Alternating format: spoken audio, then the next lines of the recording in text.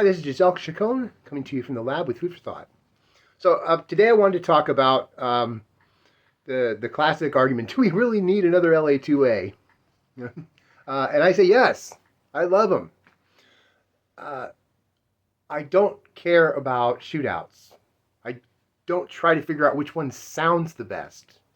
It doesn't matter to me at all, really. Sure, I notice which one sounds more like this and which one sounds more like that. A great example, I saw some comparisons recently between some of my favorite analog obsession, freeware, shareware, plugins that you can actually get free. You can totally support the developer for $5 a month compared to really expensive, even hardware and also really expensive software plugins. And they all sounded great, but those analog obsession plugins sounded juicy and gluey and mushy and gorgeous. It's not better. The SSL sounded shiny and not in a shiny in a translucent, beautiful way. It was amazing. Different.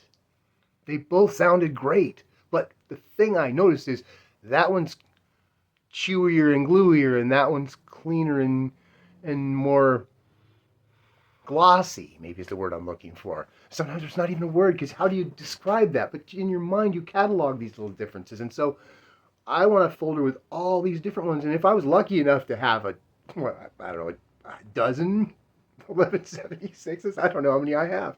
If I was lucky enough to have a dozen 1176s in hardware, no two would sound alike. If I was able to spend the big bucks to get a matched pair from UA, they probably still wouldn't sound identical, but I would hope they'd be so similar that I could use them as a pair on a drum bus or something. So the different plugins, just think of them as they're all part of the variety, and the variety together, instead of emphasizing. If I use the same plugin for every single instance of an 1176, what if that emphasizes all the same things? Then do I get too much of those things? Maybe. Especially if it's a transient, if it's a tone, if it's a frequency, if it's a noise. What if it's a noise? I don't know what things do. It's aliasing. But if I have 5 different ones, 5 different kinds of aliasing, maybe that won't be quite so obvious.